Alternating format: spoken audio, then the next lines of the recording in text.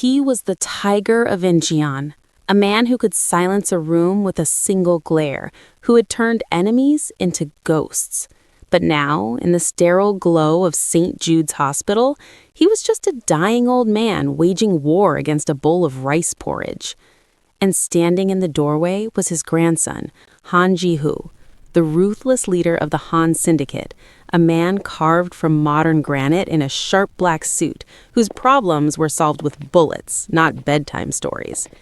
He gave the nursing staff 1 hour to get the old man to eat, or heads would roll. Literally. I know you're busy, and I don't take your time lightly. I spend hours crafting these stories so they hit deep. If you're still here, it means something already pulled you in. So before we go any further, just tap subscribe. It really helps more than you think. The black sedans arrived at St. Jude's Hospital at 8:32 p.m., gliding through the emergency bay like sharks cutting through dark water. They weren't ambulances. They were fortresses on wheels, armored, tinted, the kind of vehicles that didn't stop for traffic lights or police checkpoints, the kind that made security guards look away and pretend they'd seen nothing. Han Ji-hoo emerged from the lead vehicle, and the temperature in the lobby seemed to drop 10 degrees. He was a vision of controlled violence. His black suit was tailored so precisely it looked like a second skin, emphasizing the powerful build beneath. Broad shoulders, narrow waist, the physique of a man who could kill you with his bare hands, but preferred to delegate. His white shirt was crisp despite the late hour, his black tie knotted with mathematical precision. His hair was slicked back from a face that could have belonged to a movie star if not for the eyes. Those eyes were black, cold, and absolutely merciless, the kind of eyes that calculated the cost of your life in seconds and found it wanting. Behind him came his entourage, 4 men in identical dark suits, their faces blank, their hands never far from their jackets. They moved like a single organism, fanning out to secure the lobby before their boss had taken 3 steps inside. One of them, a thin man with wire-rimmed glasses and a smile that never reached his eyes, carried a leather briefcase that looked expensive enough to fund a small country.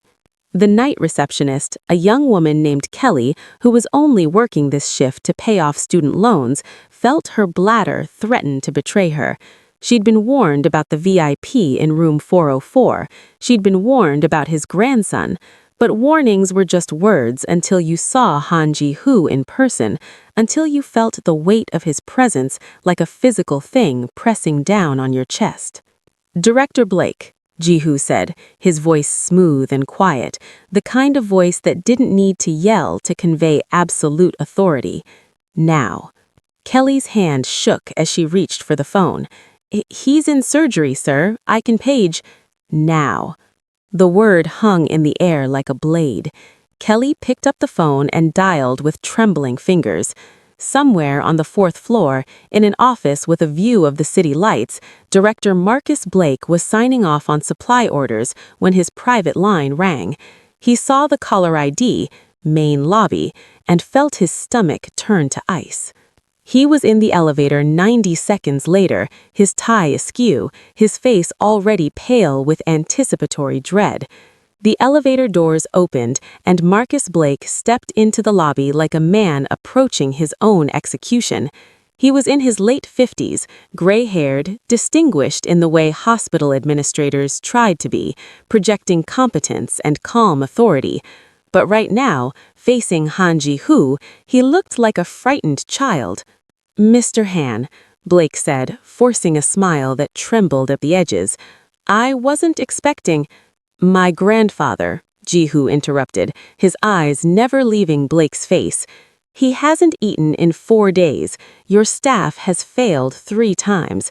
I'm told he threw a tray at a nurse this evening and tore out his IV line yesterday." Blake swallowed hard. "Sir, your grandfather is suffering from advanced dementia complicated by grief. He's combative, resistant to care. We've tried everything.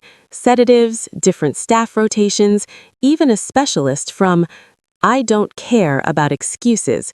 Jihu took a single step forward, and Blake instinctively stepped back.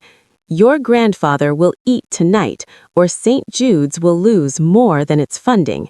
The threat wasn't veiled. It was naked, brutal, delivered with the casual confidence of a man who owned half the city council and could make billion-dollar institutions disappear with a phone call. Blake felt sweat beading on his upper lip, despite the aggressive air conditioning. "We'll assign our best," Blake began. "Your best already failed." Jihu's voice dropped even lower, each word clipped and precise. "So here's what's going to happen. You will personally oversee my grandfather's care tonight. You will find someone, anyone, who can get him to eat. If he dies because your staff is incompetent, I will hold you personally responsible." Blake's throat went dry. "Mr. Han, we're doing everything medically possible." "Then do the impossible." Jihu checked his watch, a piece of Swiss engineering that cost more than Blake's car. "It's 8:47. You have until midnight. That's 3 hours and 13 minutes. I suggest you use them wisely." Kelly, still at her desk, had heard every word. She stared at her computer screen, pretending to type, praying she wouldn't be noticed. Blake pulled out his phone and dialed the VIP ward. His hands were trembling so badly he almost dropped it. "Carol, it's Blake. We have a situation. I need your absolute best nurse on room 404. I don't care who it is or what shift they're on. Get them there in the next 20 minutes or we're all finished." On the 4th floor, in the cramped nursing station that serviced the VIP wing, head nurse Carol Winters hung up the phone and felt the blood drain from her face. She was a veteran, 23 years at St. Jude's, 15 of them in the VIP ward where she'd learned to keep her mouth shut and her eyes down. She'd seen mob bosses, corrupt politicians, drug lords. She'd seen patients die under suspicious circumstances and signed the paperwork without asking questions. But Han Ji-hoo terrified her in a way none of the others had. He was new generation power, educated, sophisticated, and absolutely ruthless. She stood up from her desk and surveyed the skeleton crew working the graveyard shift. 3 nurses, that was it. Min So was in the ER getting stitches after the old tiger had thrown a metal tray at her face. That left 2. Jennifer was good, but inexperienced, barely 25, and she was already crying in the break room after hearing about Min So. That left 1. Hilda Adams. Carol found her in the supply closet, restocking IV bags with the methodical efficiency of someone who'd done this 1,000 times and expected to do it 1,000 more. Hilda was in her mid-40s, though she looked older tonight. Exhaustion etched into the lines around her eyes, her shoulders carrying the weight of too many double shifts and not enough sleep. She wore light blue scrubs that had seen better days, a stethoscope draped around her neck like a familiar burden, and the traditional white nurse's cap with a navy stripe that most nurses had abandoned decades ago. Hilda kept wearing it. It was a reminder of old-fashioned dedication, of a time when nursing meant something more than just surviving shift to shift. She was beautiful in the way that exhaustion couldn't quite erase. High cheekbones, deep brown eyes that had seen too much, skin the color of rich mahogany. But she moved like a ghost, quiet and unnoticed, the kind of person who could slip through a room without disturbing the air. "Hilda," Carol said, and Hilda turned, reading the fear in her supervisor's face immediately. "Room 404, Hilda said flatly. It wasn't a question. "Blake just called. Direct order. If the grandfather doesn't eat by midnight, we're all finished. Jobs, pensions, everything." Hilda set down the IV bags slowly, precisely. "Carol, I'm not a miracle worker. If Min So couldn't handle him—" "I know," Carol's voice cracked, "but you're all I have. Jennifer's a mess, and I can't send her in there. You're calm. You don't rattle. And you—" She paused, choosing her words carefully. "You care, even when you shouldn't, even when it costs you." Hilda closed her eyes briefly. She thought about her apartment, small, quiet, paid for with too many night shifts like this one. She thought about her late husband, James, dead 5 years now, his face already fading from memory, despite the photo she kept on her nightstand. She thought about the debt she was still paying off, from his funeral, from the hospital bills that had swallowed their savings. She thought about quitting. Then she opened her eyes and nodded. "Give me the chart." Carol handed it over like she was passing a live grenade. The file was thick, too thick for a patient who'd only been admitted a week ago. Hilda flipped through the file quickly, absorbing the details with practiced efficiency. Chairman Hahn, age 78, advanced dementia, possible Alzheimer's, complicated by severe depression following the death of his wife 3 months prior, combative, refused all food, all medication, history of violence. Family insisted on private care. Family was Han Ji-hoo, CEO of Han Consolidated Industries, and, Hilda didn't need the file to tell her this part, the most dangerous man in the city. "He's in there now," Carol said quietly. "Ji-hoo, watching." "Of course he is." Hilda closed the file and tucked it under her arm. "What's the grandfather's name, his first name?" Carol blinked. "What?" "His name, not Chairman Han, his actual name." Carol fumbled with her tablet, scrolling quickly. Minsuk. Han Minsuk." Hilda nodded. "Thank you." She walked down the corridor toward room 404, her footsteps silent on the polished linoleum. The VIP wing was always quiet. The patients here paid for discretion, for privacy, for the kind of care that didn't ask questions. But tonight it felt more than quiet. It felt haunted. She reached the door and paused, her hand on the handle. Through the small window, she could see shapes moving inside. She could hear raised voices, one sharp and commanding in Korean, one weak and defiant in the same language. She took a breath, steadied herself, and pushed the door open. The room was a war zone. The first thing Hilda registered was the destruction. A meal tray lay overturned near the wall, brown soup dripping down the pale blue paint in slow, accusing streams. Broken glass glittered on the floor like scattered diamonds. Water pitcher, Hilda guessed, or maybe a drinking glass hurled with surprising force. The IV stand had been knocked over, its metal pole bent at an angle that shouldn't have been possible, tubes torn from their moorings and leaking saline onto the tile. The bedside table was upended, its contents, tissues, hand sanitizer, a plastic cup, scattered across the floor.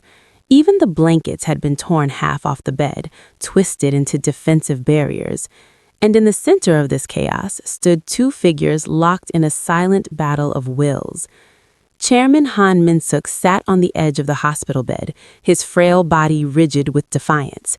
He was smaller than Hilda had expected, barely 5'6", his frame withered by age and illness. His gray hair was combed back from a face that might have been handsome once, but was now a landscape of deep lines and hard-earned bitterness. He wore a simple black polo shirt, his own clothes, not a hospital gown, which told Hilda he still had enough fight left to refuse even that small surrender. His hands, gnarled with arthritis, gripped the edge of the bed like he was holding on to the last piece of territory he could still defend. But it was his eyes that stopped Hilda cold. They were black, burning with an anger that had nothing to do with the present and everything to do with decades of accumulated rage and grief. He looked at her with the same fury he'd probably directed at every nurse who'd walked through that door, seeing not a person, but another enemy trying to take away his last shred of autonomy. Standing over him, radiating controlled fury, was Han Ji-hoo. Up close, he was even more intimidating than he'd been in the lobby. His suit jacket was unbuttoned now, revealing the perfect lines of his tailored shirt, the subtle bulge under his left arm that was definitely a shoulder holster. His jaw was clenched so tight Hilda could see the muscle jumping beneath his skin. His hands, large, capable hands that looked like they could strangle a man without breaking a sweat, were curled into loose fists at his sides. He was speaking in rapid Korean, his voice low and intense, each word clipped with barely restrained violence. Hilda didn't speak Korean, not fluently, not enough to follow the conversation, but she didn't need a translator to understand the dynamic. Jihu was trying to force his grandfather to comply, the grandfather was refusing, and the tension between them was thick enough to choke on. Neither man noticed her at first. Haraboji, Jihu was saying, the honorific for grandfather somehow sounding more like a threat than a term of respect. If you don't eat, you will die. Do you understand? You will die, and I will not allow that. The old man spat something back in the same language, his voice surprisingly strong for someone who looked half dead. Hilda caught one word, Oma, and understood. He was talking about his wife, the one who died 3 months ago, the one he probably wanted to join. Jihu's hand moved to his grandfather's shoulder, not gently, not with comfort, but with the kind of grip that was meant to restrain. You don't get to choose, he said, switching to English now, maybe for his own benefit, maybe because rage was eroding his ability to maintain the old language. You don't get to give up, not while I'm still... Excuse me? Both men turned toward the door, toward Hilda. Jihu's eyes locked onto her, and for a moment, Hilda felt the full weight of his attention like a physical blow. He looked at her with the same calculation he probably used to evaluate business deals and rival syndicates, measuring her worth, her utility, her likelihood of failure. She saw the dismissal in his eyes before he even opened his mouth. You're the replacement, he said. Not a question, a statement. I'm Nurse Adams, Hilda said calmly, stepping into the room and letting the door close behind her. She didn't offer her hand, she didn't smile, she simply existed, present and unintimidated, which seemed to confuse Jihu more than defiance would have. Your predecessor left with stitches, Jihu said, gesturing toward the destruction around them. My grandfather is not cooperative. If you can't handle him, say so now and save us all the wasted time. Hilda set down the chart on the overturned bedside table and calmly began writing it. I'll need you to step back. Jihu's eyebrows rose slightly. Excuse me? Step back, away from the patient. You're crowding him. Hilda didn't look at Jihu as she spoke. She kept her attention on the room, on the broken glass she'd need to clean, on the IV stand she'd need to assess. If you want me to do my job, I need space to work. For a long moment, Jihu didn't move. He simply stared at this woman, this exhausted, middle-aged nurse in her faded scrubs and old-fashioned cap, who had just given him an order. Him, Han Jihu, who owned half the city, who made grown men piss themselves with a single glance. You don't understand who you're speaking to, he said, his voice dropping to that dangerous, quiet register. I understand perfectly. Hilda finally looked at him, meeting those black eyes with a calm steadiness that bordered on maternal disapproval. You're the grandson. You're terrified your grandfather is going to die, and you think you can force him to live through sheer willpower and intimidation. But you're not helping. You're making it worse. So I'm going to ask you one more time, politely, get out of my way, little boy. The silence that followed was absolute. Somewhere in the building, a heart monitor beat, a distant elevator chimed, but in room 404, there was nothing but shocked, crystalline silence. Jihu's face went through several expressions in rapid succession: disbelief, fury, something that might have been grudging respect. No one spoke to him like that. Not senators, not rival bosses, not even his own father when the man was still alive. And yet here was this nurse, this woman who should have been terrified, treating him like an unruly child throwing a tantrum. He wanted to be angry. He wanted to put her in her place, to remind her exactly how fragile her life was in his presence. Instead, he found himself taking a step back. Hilda nodded once, as if his compliance had never been in question, and turned her full attention to the old man on the bed. Chairman Han was staring at her now with a different kind of intensity, not rage, but curiosity, as if he just witnessed something impossible and was trying to reconcile it with reality. Chairman Han, Hilda said gently, crouching down so she was at eye level with him. She didn't reach for him, didn't try to touch him, just made herself smaller, less threatening. My name is Hilda. I'm going to be taking care of you tonight. Is that all right? The old man blinked. His mouth opened slightly, but no words came out. I'm not going to force you to do anything, but I would like to clean up this glass before someone gets hurt. May I do that? For a moment, nothing happened. Then, slowly, Chairman Han gave a tiny nod. It was progress. Hilda spent the next 10 minutes cleaning the room while Jihu watched from his position near the wall, his arms crossed, his expression unreadable. She moved efficiently but without hurry, sweeping up the broken glass, wiping down the spilled soup, righting the furniture. She worked in silence, giving the old man time to adjust to her presence, to understand that she wasn't going to attack him or force medications down his throat. When the room was finally clean, Hilda pulled up a chair and sat beside the bed, not hovering, not looming, just sitting in a position of equality. You must be tired, she said softly to Chairman Han. It takes a lot of energy to fight off a whole hospital, doesn't it? The old man's eyes flickered with something that might have been amusement, or maybe just exhaustion. Would you like some water? I promise it's just water, no medicine, no tricks. Chairman Han stared at her for a long moment, those black eyes searching her face for deception. Then he nodded again. Hilda poured fresh water from a pitcher she'd brought with her, one that hadn't been thrown at a wall, and handed him the cup. He took it with trembling hands, his fingers racking around the plastic like it was a lifeline. He brought it to his lips and took a small sip. Then another. Behind her, Hilda heard Jihu exhale, a sound that was part relief, part disbelief. When was the last time you ate? Hilda asked gently. Chairman Han set down the cup. His expression darkened immediately. I know, Hilda said. I know you don't want to, but your body needs fuel, even if your heart doesn't care anymore. The old man's hands began to shake. His breathing quickened. For a moment, Hilda thought she'd pushed too far, that he was about to retreat back into defensive rage. Then his face crumpled, and he started to cough. It wasn't a normal cough. It was deep, racking, the kind of cough that came from fluid building up in elderly lungs. His whole body convulsed with each spasm, his frail frame shaking like a leaf in a hurricane.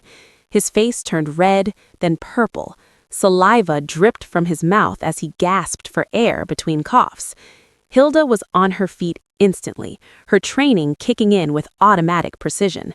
Sit forward, she commanded, her hand on his back, supporting him. Lean forward, Chairman Han. Let it out. But the old man fought her. Even drowning in his own lungs, even suffocating, he fought. He tried to pull away, to lie back down, to do anything except accept help. His hands flailed, knocking the water cup off the bedside table. His eyes were wide with panic and fury. Oxygen! Jihu snapped, moving forward with alarming speed. Get him oxygen now! Hilda reached for the mask hanging on the wall, standard equipment in every VIP room, and brought it toward Chairman Han's face. This will help you breathe. The old man's hand shot out and grabbed her wrist with surprising strength. He shook his head violently, his eyes wild, his coughing intensifying to the point where Hilda feared he might vomit or pass out. He needs oxygen. Jihu's voice was sharp with fear disguised as anger. Put the mask on him. He's refusing consent, Hilda said, trying to keep her voice calm, even as the situation spiraled. I can't force him without... I don't care about consent.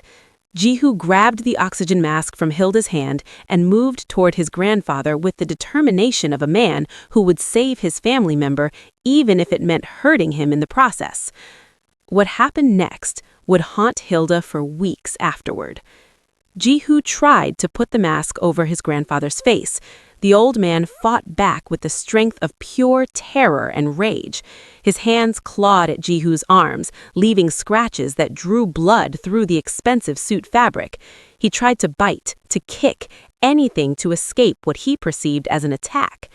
And Jihu, driven by desperation and fear and the absolute certainty that he knew best, used force. He grabbed his grandfather's wrists with one hand, pinning them against the bed with enough pressure to leave bruises. With his other hand, he pressed the oxygen mask against the old man's face, holding it there despite the muffled screams and thrashing. "Breathe," Jihu commanded, his voice breaking. "Just breathe, Haraboji, please." It was brutal. It was necessary. It was an act of love that looked exactly like violence. And Hilda stood frozen, watching this man, this ruthless, terrifying man, reduced to a desperate grandfather trying to save the only family he had left, even if it meant hurting him in the process. Chairman Han's struggles grew weaker. His coughing began to ease as the oxygen flowed into his starving lungs. His eyes, which had been wild with panic, began to glaze with exhaustion. Slowly, reluctantly, his body went limp in Jihu's grip. Jihu held the mask there for another 30 seconds before finally, carefully, releasing his grandfather's wrists. The old man didn't fight anymore. He simply lay there, breathing in ragged gasps through the mask, tears streaming down his weathered face. Not from the coughing, from humiliation, from defeat, from the absolute degradation of being physically overpowered by the person who was supposed to protect him. Jihu stepped back, his chest heaving, his hands shaking. He stared at his grandfather, at the bruises already forming on those thin wrists, at the tears, at the broken look in those once fierce eyes, and Hilda saw something crack in his carefully constructed armor. "I had to," Jihu said, and Hilda couldn't tell if he was talking to her, to his grandfather, or to himself. "I had to. He was suffocating." Hilda moved to the bedside slowly, her movements careful and deliberate. She checked Chairman Han's pulse, rapid but steady. She adjusted the oxygen flow, making sure it was comfortable. She wiped the saliva from his chin with a tissue, treating him with the gentleness Jihu couldn't afford to show. "You need to leave," she said quietly, not looking at Jihu. "What?" "Leave. Now, before you make this worse." "I'm not leaving him." "You just traumatized your grandfather." Hilda finally turned to face him, and there was something in her eyes that stopped Jihu cold. Not judgment, not anger, just a deep, sorrowful understanding. "You did what you thought you had to do, but he doesn't see it that way. Right now, you're the enemy, and if you stay in this room, he will never trust anyone again." Jihu opened his mouth to argue, then he closed it. He looked at his grandfather, at the way the old man had turned his face toward the wall, refusing to acknowledge his presence, and understood that Hilda was right. "Fix this," he said, his voice barely above a whisper. "Whatever it takes, fix this." Then he turned and walked out of the room, leaving Hilda alone with the broken old man who just lost another piece of his dignity in the name of survival. The door clicked shut behind Jihu, and the room fell into a silence so complete that Hilda could hear her own heartbeat. She stood by the bedside, not moving, not speaking, just letting the quiet settle like dust after an explosion. Chairman Han kept his face turned toward the wall, the oxygen mask fogging with each shaky breath, his shoulders rigid with shame and exhaustion. Hilda pulled the chair closer and sat down slowly, deliberately. She didn't try to make him look at her. She simply sat in his peripheral vision, a presence that wasn't demanding anything, wasn't forcing anything, just there. Minutes passed, maybe 5, maybe 10. Time felt elastic in this room, stretched thin by trauma and fear. Then she heard it. At first, she thought it was just the ragged rhythm of his breathing through the mask, but no, there was something else beneath it. A sound, not quite humming, not quite muttering, more like a rhythm being tapped out with the tongue, a melody being traced in the air with silent lips. Hilda leaned forward slightly, her trained ears catching the pattern. It was repetitive, cyclical, the kind of beat that came from deep memory rather than conscious thought. And there was something familiar about it, something that tugged at a place in her chest she'd locked away years ago. It was a trot beat. That distinctive, almost march-like rhythm that defined Korean trot music, the folk genre that had survived decades, that carried the weight of Han, that untranslatable Korean concept of deep collective sorrow mixed with resilience. The rhythm her late husband, James, used to tap on the kitchen counter when he couldn't sleep, when the nightmares from his childhood as a Korean war orphan would pull him from bed at 3 a.m. Hilda's breath caught in her throat. Chairman Han was still muttering the rhythm, his eyes closed now, his body swaying almost imperceptibly. He'd retreated somewhere inside himself, to a place where oxygen masks and brutal grandsons didn't exist, to a place where music lived.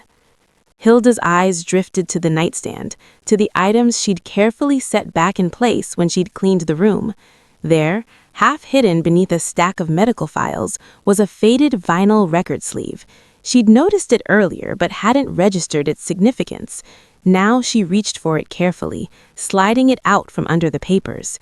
The cover was worn, the Korean characters barely legible, the edges frayed from decades of handling, but she could still make out the image. A woman in traditional hanbok, her face tilted toward falling camellia blossoms. And the title, written in both Korean and English, Dongbek Agassi, Camellia Lady. James's favorite song, the one he'd hummed to manage his PTSD, the one his foster mother had sung to him in the orphanage before she died, the one that carried the specific, unique variation of melody from the southern coastal villages, a version that wasn't in any recording, that had been passed down through oral tradition, through survival, through grief. Hilda's hands trembled as she held the record sleeve. She looked at Chairman Han, still lost in his internal rhythm, and understood with sudden, crystalline clarity that this wasn't just about food or medicine or keeping a body alive. This was about reaching a soul that had given up, that saw no reason to stay in a world that had taken everything it loved. She set down the record sleeve and made a choice that would change everything. But before she could act, Chairman Han's eyes snapped open. The rhythm stopped. His hand, that gnarled, arthritic hand, shot out toward the bedside table with alarming speed, knocking over the water pitcher she'd just refilled. His fingers scrabbled across the surface, searching for something, finding it. A scalpel. One of the medical instruments left over from an earlier examination, somehow missed in the cleanup. The small surgical blade glinted in the fluorescent light as Chairman Han gripped it with surprising steadiness, his knuckles white, his eyes suddenly sharp and focused. He tore off the oxygen mask with his free hand and pointed the scalpel at Hilda. Not in a coordinated attack, his hand was shaking too badly for precision, but in a desperate, cornered animal gesture that said clearly, "Stay back. No more. I'm done." "Chairman Han," Hilda said softly, not moving from her chair. The door burst open. Security had been watching on cameras. 2 large men in hospital security uniforms rushed in, their hands going instinctively to their tasers. Behind them came Ji-hoo, moving with the lethal speed of someone who'd been waiting in the hallway, who'd probably been watching through the window, who never really left at all. And in his hand was a gun. Not a taser, not pepper spray, an actual handgun, matte black, compact, the kind of weapon that was meant for killing at close range. He'd drawn it from the shoulder holster Hilda had noticed earlier, and now it was pointed at his own grandfather with a steady grip of someone who knew exactly how to use it. "Drop it," Ji-hoo commanded, his voice stripped of all emotion, pure tactical assessment. "Haraboji, drop the weapon now." The security guards flanked out, their tasers drawn. Chairman Han was surrounded, 3 armed men, all ready to subdue him, to neutralize the threat. The old man looked around wildly, the scalpel shaking in his grip, his breathing rapid and panicked through his open mouth. Time seemed to slow, the way it does in moments before irreversible decisions are made. Then Hilda saw it all with terrible clarity, the trajectory of violence about to unfold. Security would fire their tasers, Chairman Han, already weakened, would go into cardiac arrest, or Ji-hoo would shoot, not to kill, but to incapacitate, to protect his grandfather from the security guards, to take control of the situation the only way he knew how. Either way, the old man would die. Maybe not tonight, maybe not from the physical trauma, but from the final destruction of whatever will to live remained. So Hilda stood up and stepped directly between the gun and the old man. "Get out of the way!" Ji-hoo's voice cracked with fear and fury. "Move now!" "No," Hilda said, simply. The security guards froze, uncertain. Ji-hoo's gun hand trembled, not from weakness, but from the impossible position she just put him in.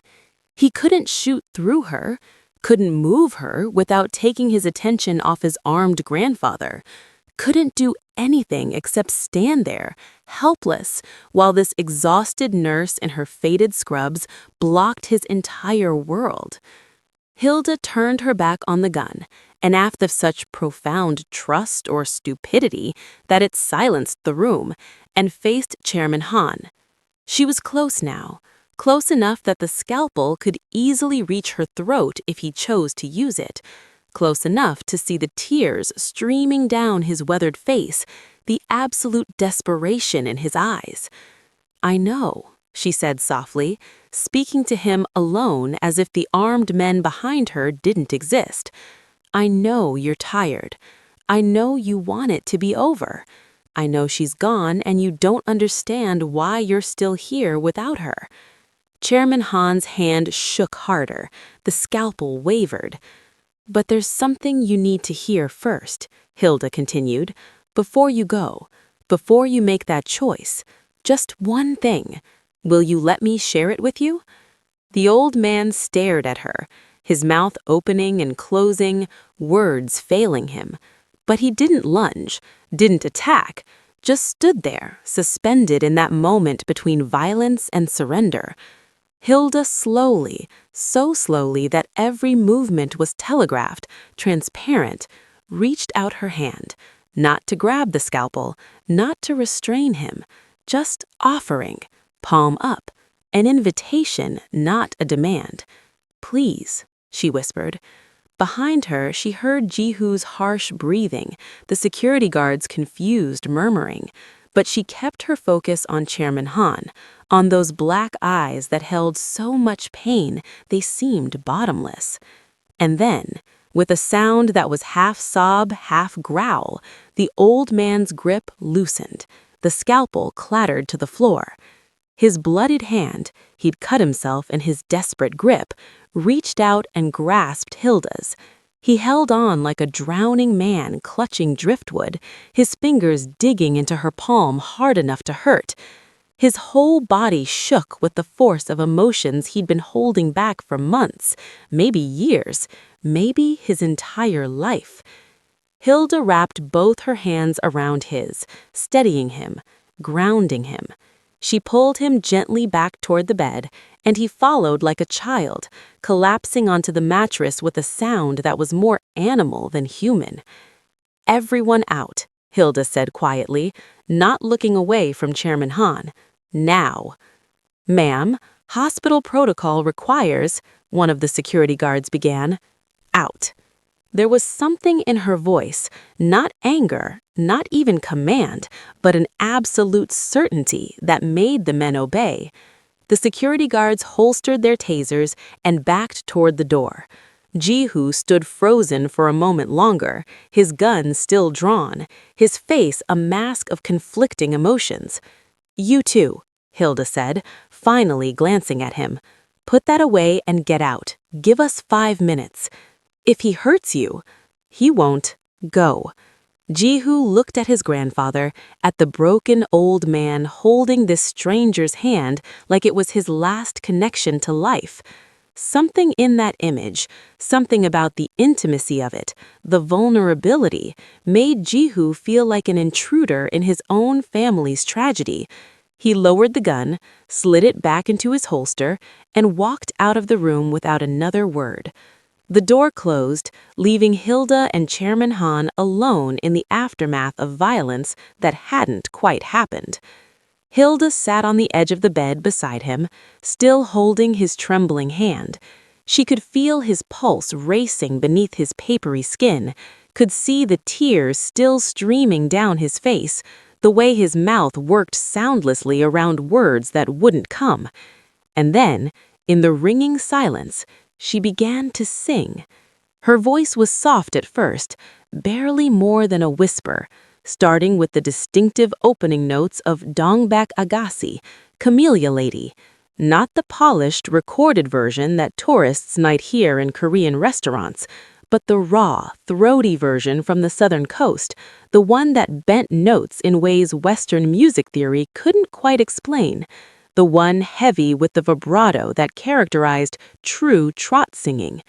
She sang in Korean, perfect, flawless Korean, with the specific dialect of the coastal villages, the pronunciation James had taught her during their late-night conversations when he'd been too haunted to sleep, and she'd asked him to share his memories, his language, his pain. She'd learned it phonetically at first, not understanding the words, just mirroring the sounds. But over time, she'd come to understand, to feel the Han in every syllable. Her voice carried the weight of longing, of separation, of love that persisted beyond death. It was a song about a woman waiting for her lover who would never return, about camellia flowers that bloomed even in the harshest winter, about resilience born from sorrow. The effect was instantaneous and absolute. Chairman Han's entire body went rigid. His eyes, which had been glazed with tears and exhaustion, suddenly focused with laser intensity on Hilda's face. He stared at her like she'd just materialized from another dimension, like she was a ghost made flesh, like she was singing in a language that shouldn't exist in her mouth. It wasn't just that she knew the song, it was how she sang it. She bent the notes exactly the way her mother had, generations ago in a fishing village destroyed by war. She added the specific grace notes that her younger brother, lost in the chaos of the Korean War, never seen again, used to hum when they'd shared a sleeping mat as children. She sang with the precise, aching vibrato that her late wife had used when she'd sung to her infant son, to Jihu's father, 60 years ago. This wasn't learned from YouTube or language apps or even formal teachers. This was transmitted through blood and memory and intimate grief. This was the sound of home, of a time before violence, of everything he'd lost and thought he'd never hear again. Hilda's voice grew stronger, more confident, filling the small room with melody that seemed to push back against the sterile hospital smell, against the beeping monitors, against death itself. She sang about camellia blossoms falling like tears, about seasons that changed but sorrow that remained, about waiting for someone who would never come, but refusing to stop hoping anyway. Chairman Han's face crumpled. The tears that had been streaming down his cheeks came faster now, accompanied by sounds, soft, broken sounds that might have been sobs or might have been something deeper than sobs, something that came from a place beyond language. His free hand came up to his mouth as if to hold back the sounds, but they escaped anyway, desperate and raw. He looked at Hilda with wonder and devastation, seeing in her brown face and foreign features something impossible, a connection to his lost past, a bridge to people long dead, a voice that carried the ghosts of everyone he'd ever loved. "Who are you?" his eyes asked. "How do you know this? How do you know me?" Hilda didn't stop singing. She simply squeezed his hand tighter, her thumb rubbing gentle circles on his palm, and continued through the second verse, the one about memories that hurt more than wounds, about choosing to remember even when forgetting would be easier, about loving so deeply that the absence becomes a permanent ache in your bones. Behind them, unseen through the window, Jihu had returned. He stood in the hallway, frozen in place, watching this impossible scene unfold. He'd heard his grandfather sing this song once, years ago, when Jihu had been young and stupid enough to ask about his grandmother, about the wife who died when Jihu's father was just a child. His grandfather had sung 2 lines before breaking down, before locking himself in his study for 3 days, emerging with eyes that looked like they'd seen hell. And now this nurse, this black woman in scrubs, who had no business knowing this song, who shouldn't even be able to pronounce Korean, let alone sing it with such heartbreaking perfection, was pouring the melody into his grandfather's soul like medicine, like prayer, like love itself. Jihu felt something crack in his chest, something he'd armored over with violence and control and the absolute certainty that strength was the only thing that mattered. He watched his grandfather, the tiger of Incheon, the man who'd killed rivals with his bare hands, who'd built an empire on fear, weep openly in a stranger's arms, and realized he'd never understood his own family at all. Hilda reached the final verse, her voice dropping to barely above a whisper, intimate and sacred. She sang about spring eventually coming, about flowers blooming even after the harshest winter, about hope that persisted despite all evidence that hope was foolish. She ended on a note that hung in the air like incense, letting it fade slowly, letting the silence return gradually rather than abruptly. When the last echo died, Chairman Han was shaking silently, his tears falling onto their joined hands. He looked at Hilda with an expression so naked, so vulnerable that it hurt to witness. He tried to speak, his mouth forming words, but his voice was too broken. "I know," Hilda said softly, in English now. "I know. She's waiting for you, but not yet, not tonight. You have a little more time. Don't you want to use it?" The old man's fingers tightened around hers. His eyes searched her face desperately, looking for something. Validation, permission, maybe just understanding. Then slowly, he nodded. Just once, but it was enough. "Are you hungry?" Hilda asked gently. Another pause, another nod. Hilda stood carefully, releasing his hand after making sure he was stable. She went to the door and opened it to find Jihu standing there, his face pale, his expression shattered. Behind him were the security guards, looking confused and relieved in equal measure. "I need food," Hilda said to Jihu. "Not hospital food, real food, Korean food, rice porridge if you have it, kimchi, something that tastes like home." Jihu nodded mutely and pulled out his phone, barking orders in rapid Korean to someone on the other end. His voice was hoarse, stripped of his usual authority, carrying the weight of what he'd just witnessed. 20 minutes later, a member of Jihu's entourage arrived with containers from a Korean restaurant, the kind of family establishment that had been serving the same recipes for 3 generations. Hilda brought the food to Chairman Han's bedside and opened the container of juk, rice porridge with chicken and ginger, steam rising with smells that were infinitely healing than any medicine. She didn't try to feed him, didn't hover, just set the container within reach and handed him a spoon. Chairman Han stared at the food for a long moment, then, with trembling hands that had held a scalpel minutes ago, lifted the spoon to his mouth and took a small bite. Then another, then another. He ate slowly, tears still streaming down his face, each spoonful both a surrender and an act of defiance, choosing life even when death had seemed easier, honoring the song and the woman who sung it by continuing to exist for one more day. Hilda watched in silence, her own eyes wet. When he'd eaten about half the container, more than food he'd consumed in days, he set down the spoon and looked at her with something like gratitude, something like awe. "Gomawayo," he whispered in Korean. "Thank you." Hilda smiled and adjusted his blankets, checking his vitals with practiced efficiency. His heart rate was still elevated but steady. His breathing was easier. His color was better. He was, for the first time since his admission, cooperating with his own survival. "Sleep now," she said softly. "I'll be right here." Within minutes, exhaustion claimed him, pulling him into a sleep that looked, for once, peaceful rather than tormented. Hilda stood and made her way to the door, suddenly aware of how drained she felt, how the adrenaline was leaving her system and taking all her energy with it. She stepped into the hallway and closed the door quietly behind her. Jihu was waiting. He stood against the wall, his suit jacket unbuttoned, his perfect hair disheveled from running his hands through it repeatedly. He looked nothing like the terrifying mob boss who'd threatened the hospital director hours ago. He looked young, lost, and profoundly shaken. When Jihu saw Hilda, he pushed off the wall and took a step towards her. His mouth opened, closed, opened again.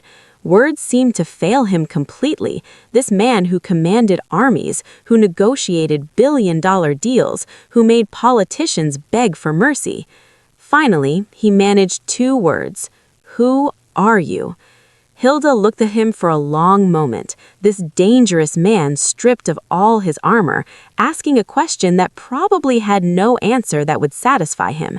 She thought about telling him the truth, about James, about the nights spent learning Korean lullabies, about the specific, impossible connection between her late husband's childhood and his grandfather's lost brother, the 6-degree separation that made tonight possible. But some truths were too heavy to carry in hospital hallways at 11 o'clock at night. So instead, Hilda reached up and adjusted her white nurse cap with the navy stripe, settling it more firmly on her head. She met Jihu's eyes with calm steadiness and said simply, "Just a nurse." Then she walked past him, down the corridor towards the nursing station where Carol, probably having a nervous breakdown, leaving Han Jihu standing alone in the hallway, staring after her like she'd just performed a miracle he didn't have the language to name. If you made it to the end, thank you. Stories like this take heart, time, and patience to tell. If this one stayed with you, don't leave quietly. Like the video, subscribe, and tell me in the comments. Your support is what keeps these stories alive.